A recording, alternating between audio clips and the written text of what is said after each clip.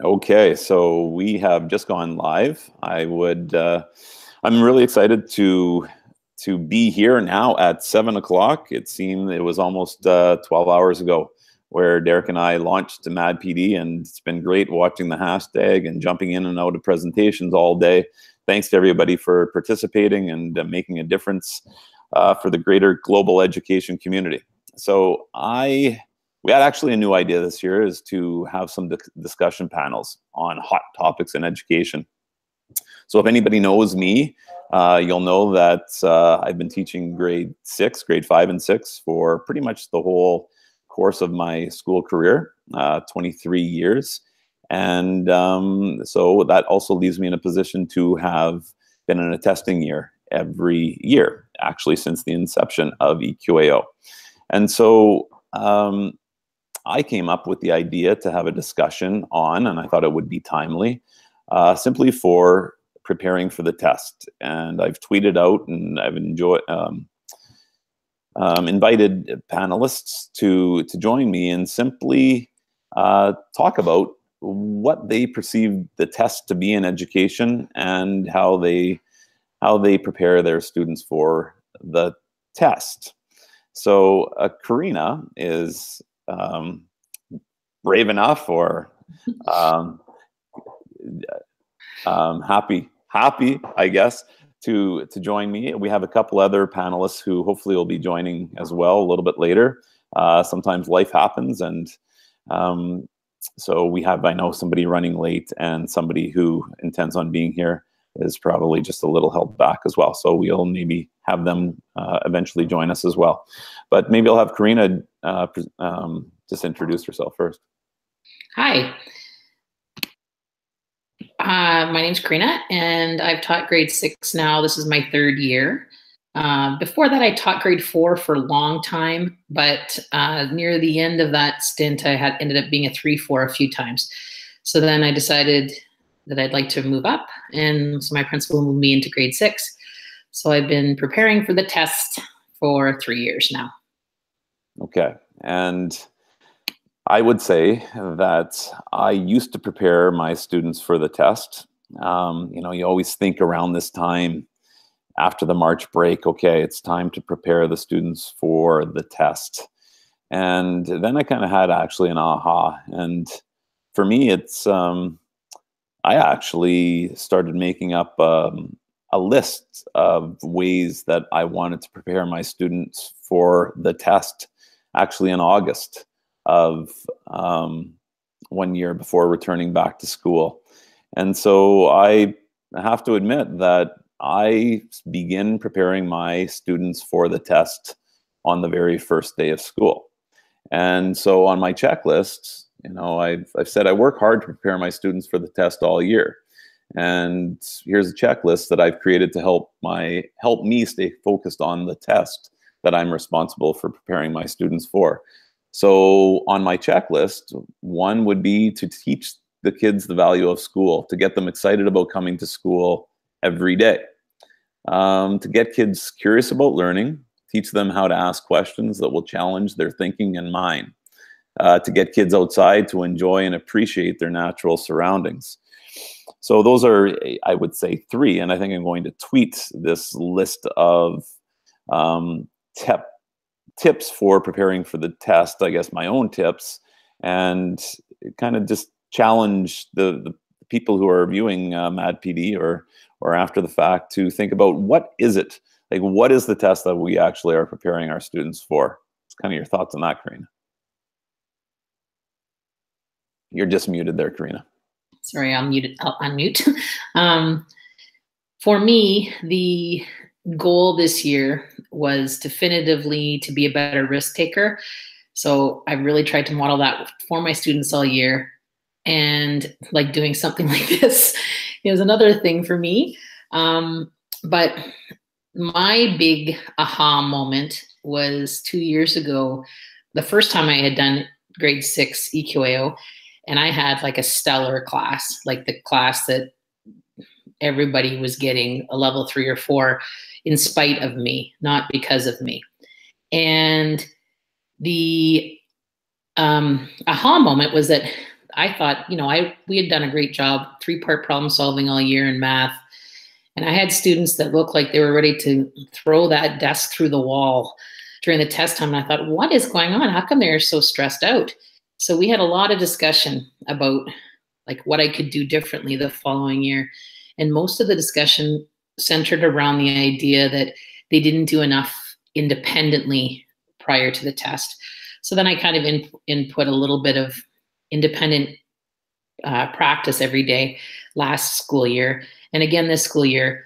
But more importantly, not so much teaching like to the test, like giving them all the piles of pages that EQAO provides or old EQAO tests. That's kind of gone now.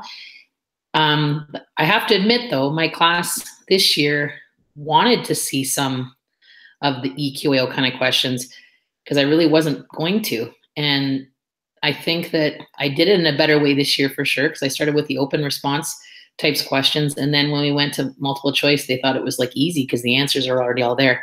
But I said the same kind of thing. It's just this is just a different challenge. And the only big difference between anything we do during the classroom, like during normal time, and that would be the idea that you have to do it by yourself without any talking. So I think that that's kind of where EQAO is missing the boat on that one. Okay. So what about the idea that a grade 4 or 5 teacher doesn't have to prepare their kids for the test, or a grade 7 and 8 teacher? I actually disagree with them and say, you know what, I'm not too worried about, the test. The test is not hanging over my head. And I said, actually, the test is hanging over my head as a grade 6 teacher, if I was a grade 7, 8 teacher, or a grade 2 or 4 or 5 teacher. I find the test is a really onerous, not an onerous thing, but it's a huge responsibility. For me, preparing kids for the test is about preparing them for life. It's not about the test. The test for me is life. Life is the test. So I've changed my mindset. It's more about, for me, having kids getting excited about learning, having them come to school every day, being creative, being risk takers, doing their best, teaching them growth mindsets. And in doing so, I think inadvertently, we're preparing the kids for everything that they need to be prepared for in life. And I'm really kind of worried about people only focusing on preparing the students for one test in school, and that is the EQAO, a standardized test. But are we missing out on preparing them for other things in life in the process? It's sort of funny too, because I taught grade 4, like I had said, for many, many years. And my principal would always say, it's a waste. You should be in grade 3 or 6. And I kept saying that. I kind of almost kept her, not kept her hostage, but said, if you put me in just 3 or 6, I'll tell everyone you only care about EQAO and not about just good teaching and teaching for life, like you said. Yeah, and that's where I'm happy that EQAO is. I don't necessarily think it needs to go away. I think it just needs to be reinvented. It needs to be looked at. I believe in accountability in education for sure, but what is the purpose of the test? For me, I just worry about when I hear teachers in grade 3 and 6 say, I don't have time for the arts. I don't have time to take my kids on field trips or excursions, or, I need to cover all of the curriculum because it's a testing year. And I think we're really, really missing the boat there. I think we most importantly need to get kids excited about coming to school. And I know personally, in the past, if I was overly anxious and stressed about how my kids were going to do on the test, I would start looking at them as numbers as opposed to students. And I know that we've done that. And I think that's wrong. We have to be really careful about that. So yeah, my job is to prepare the students eventually for the test at the end of the year.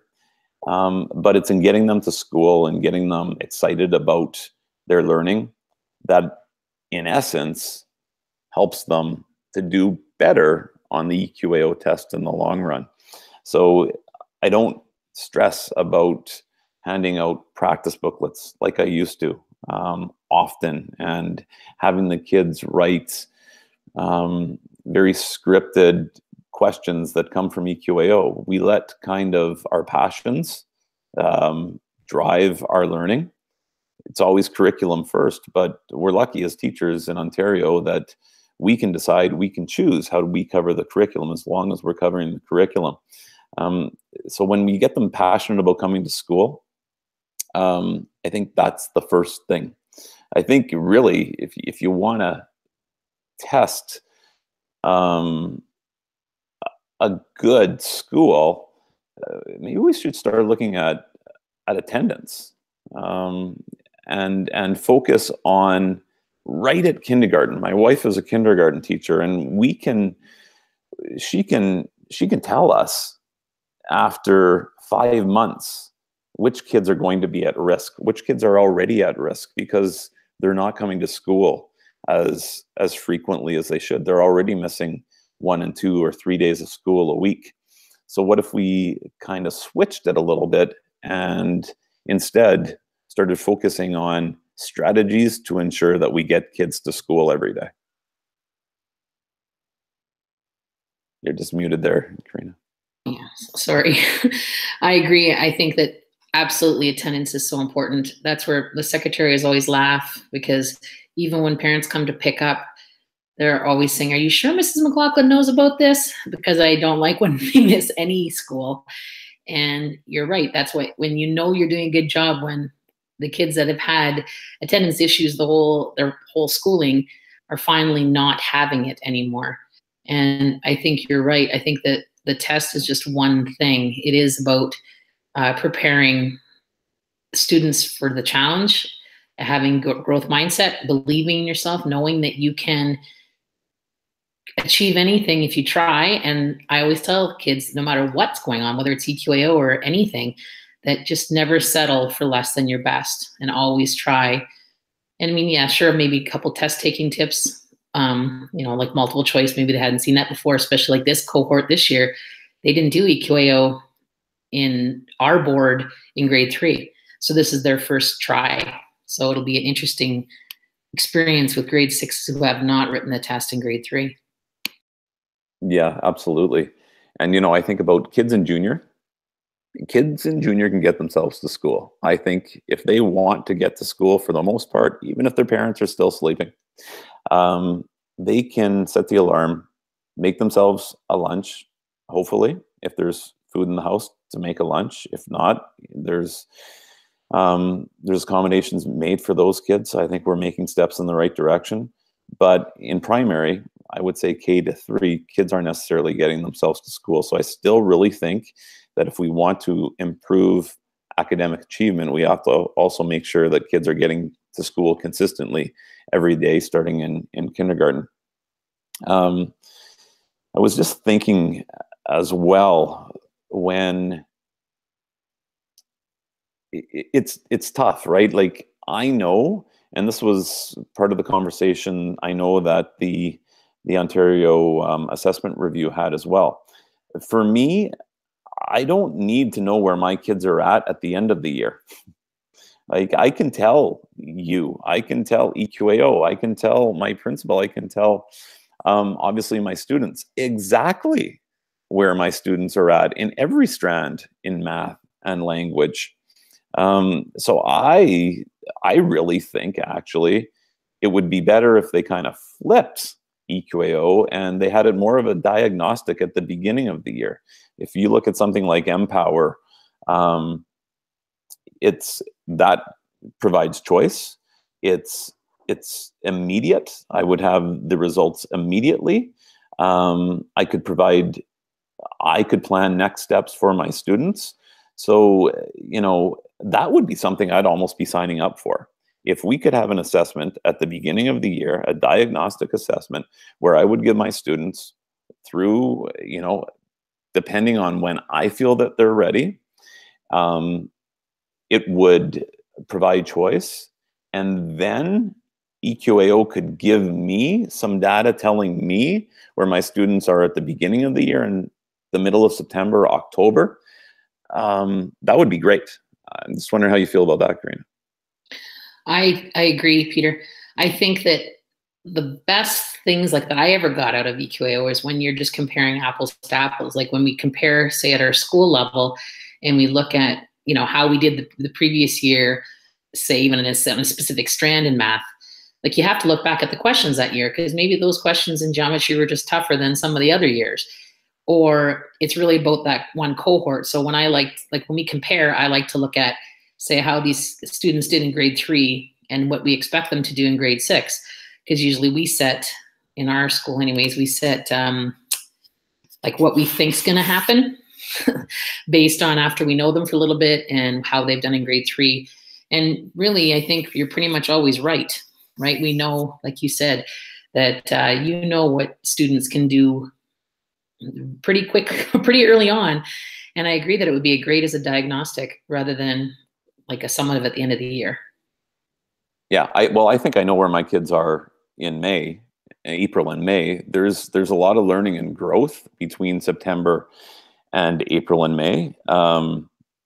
So yeah, I mean, I can actually, I always do this. I always write down exactly what I think my students will get, based on what I also know about their personalities as well. I know that some of my kids are completely engaged with the stuff that we're doing in the classroom. But if they haven't bought in, they're not achieving to their best ability. They're just those kind of kids. And so, even though they might be a level 4 in writing, because they were writing a narrative story that they were going to turn into an iMovie and add their voice to it, if you give them a prompt for a narrative story that they went and found a key in the woods, if they don't own it, they're not necessarily writing a level 4. I know that as well. If I'm told what to write in a blog post, or if I'm told the subject of a blog post, I'll write it. But if my heart's not in it, it's just naturally not my 100% best work. So I think there has to be choice there. So it does frustrate me, but even that, I take that into consideration. There's some kids who will just jump through the hoops, and they might just be writing a 3 all the time, but it's those kids that I know will consistently do that. So by the end of the year, based on their learning skills, EQAO does nothing for me. When I see the results, it's not really a big surprise. So I really don't, for me, for teacher growth, the results in October do nothing for me. I just worry about when teachers, there's so much pressure, I believe, it's all about the test. I don't think it's what EQAO intended the test to become, but when you're pitting schools against schools and boards against boards and celebrating EQAO test scores and people buying houses based on test scores, I think we've gone off the path a little bit. But if we can use it I guess my point was, and because teachers are feeling that pressure, if they then go and simply start teaching to the test, the test isn't helping us. It's actually hurting our kids, I believe, because then if we're stopping innovation, we're stopping creation. The EQAO test is a very standardized 20th century test, paper, pencil, fill in the blank, not a lot of higher level thinking. We're talking the 6 C's. But then if you have a teacher teaching to the test like that, and then their test scores show that, they're wonderful, they've done great, then it's only reinforced. So I'm really, really worried worried about that, the whole teaching to the test.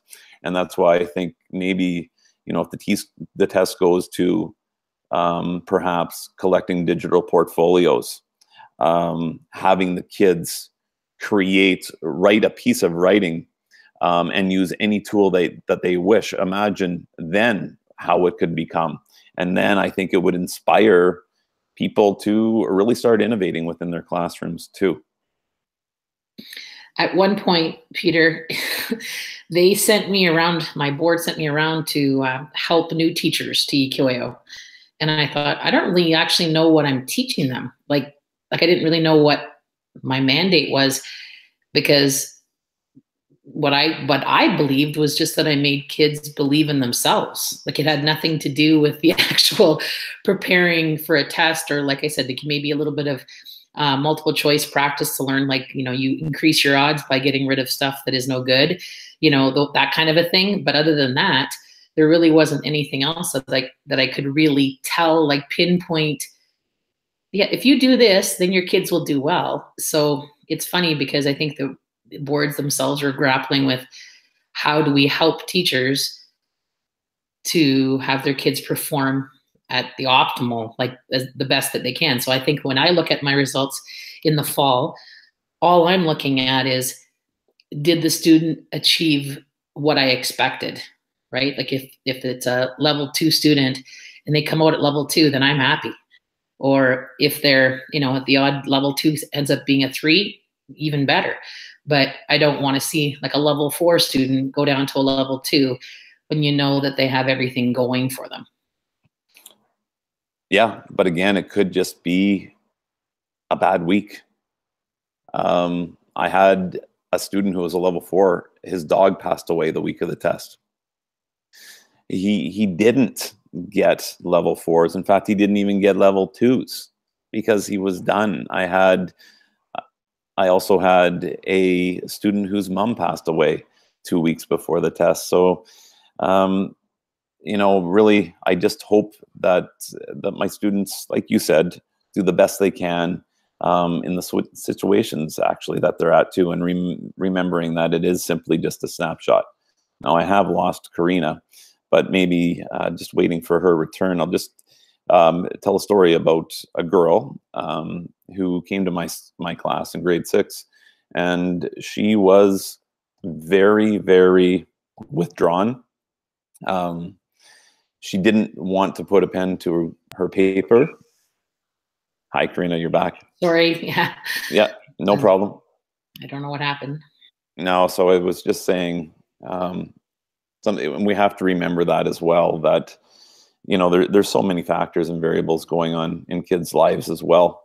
And I think we have to just have them celebrate their learning and realize that it's a journey, and just teach them the value of school and the value of learning. I think that is the most important message that we can get across to our kids, and getting to school every day. I was just going to mention a story about a girl that came to my grade 6 classroom, and she was completely withdrawn, hair down in her face, wouldn't put a pencil to the paper.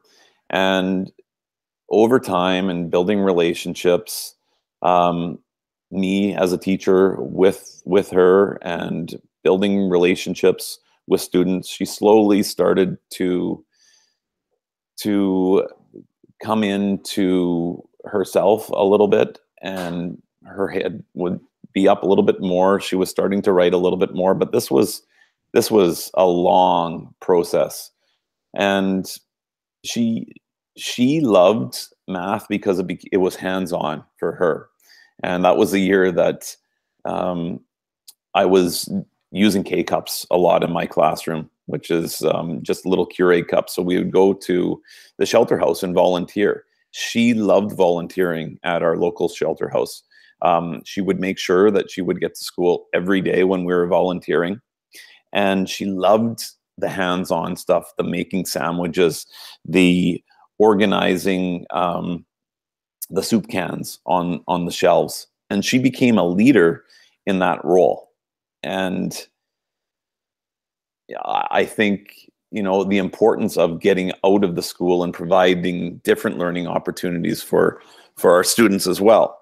And then one day we're at the shelter house, and we had all of these empty Keurig K-cups that she led a team of students in cleaning. They had to, they were full, like coffee grounds, but being at the shelter house, they needed to serve them in mass. So my kids were responsible for taking all the grounds out of the K-cups, and then they were going to dispose of the K-cups. But and she took over. Now, you know, this is more into April, and she was just that person. And I said, wow, you really can work well with your hands. And she said, yeah, well, my whole family, we're blueberry pickers. And she said, and I'm the best blueberry picker in all of my family, and we're known for picking blueberries, and like we're the best blueberry picking family in the world. And now her head is up, and I had her. And then we brought the K-cups back to our classroom and started using the K-cups in math as manipulatives. And she took ownership of those K-cups, and all the kids loved using them, but it was her. And that's like what got her to start kind of actually doing the math. She continued to get to school every day. Did she write a level 3 on the test? No, she wrote level 2s, strong level 2s. And that was a huge success story for her. But then she went to grade 7.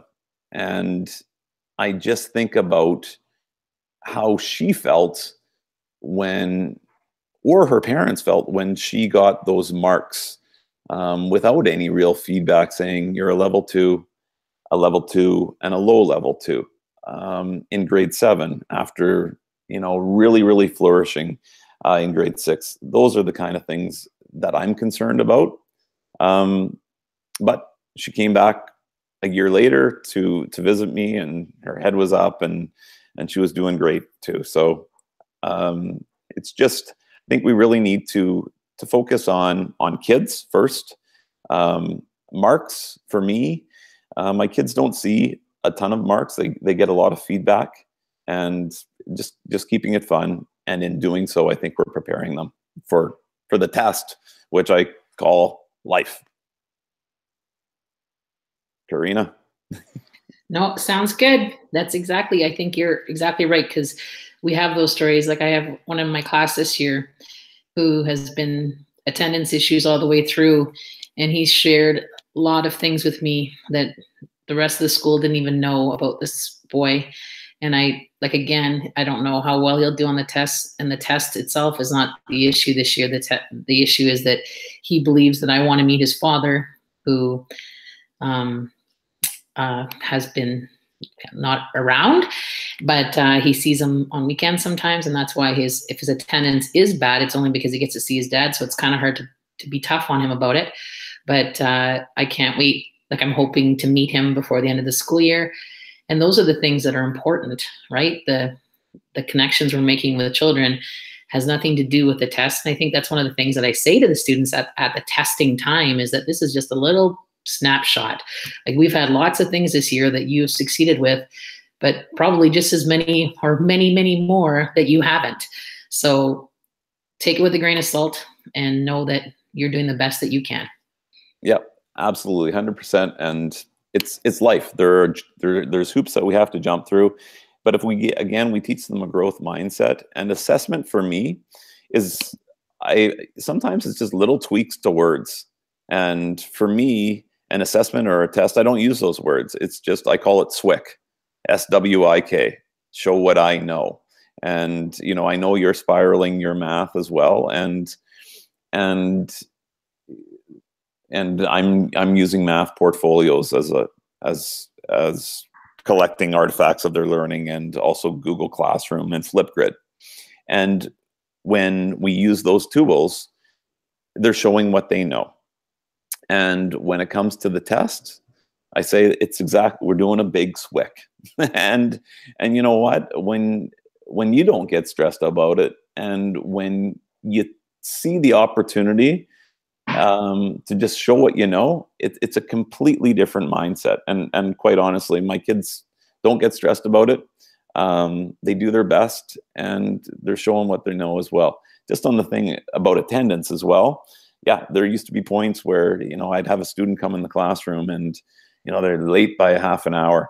And, I think about what I was going to do and all the work that I would need to do to catch them up. And now when they walk in the classroom, regardless of whatever time it is, they got themselves to school, and it's good morning, high five, glad to see you here. And yeah, it's just teaching them that school is a place to come to learn and grow, and simply do your best. In regards to sorry, it's been a long day. In regards to multiple choice as well, yeah, we do a lot of problem solving. We do it together. We start in like big groups, like a huge big problem solving question. It could be simply a matter of, bringing out a whole bunch of centicubes and having them divide them equally amongst themselves. And I want them to talk out their learning and their thinking to smaller groups, to, the pair share. And then it comes to eventually, obviously, we need to know what they can do independently. So that's when they're building their math portfolios. But in regards to multiple choice, I don't do a lot of multiple choice in my classroom.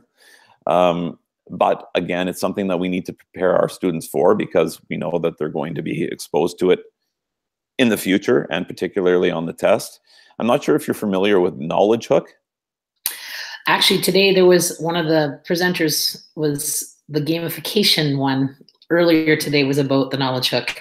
So we have, and my French teacher also uses Kahoot. So they've done multiple choice through her, but I think they like the idea of when I was talking about that if you get rid of even one bad one, you're increasing your odds of getting the right one. So they liked the math part of it, right? When we talked about it that way. Yeah, and Knowledge Hook is something just in the last 3 or 4 months that I've been kind of toying with, and I really do enjoy it. I like it because it's written for the Ontario curriculum. There's questions for each actually specific strand, and it's not where Kahoot, which I like, but Kahoot is almost a race against one another, and it's a time thing. Whereas Knowledge Strand or Knowledge Hook would, and actually there's sets of EQAO test questions on there as well, multiple choice test questions, but it's more of a task that you want to work to have them get the right answer together, to collaborate. So I'll have my kids sitting in pairs. A question will come up, a multiple choice question will come up, and I want them to talk it out. They can use paper, pencil, and solve it, and they have a lot more time to answer it. Typically, it's 2 or 3 minutes. We'll even sometimes pause. And then it gives you the opportunity to come back and discuss the question.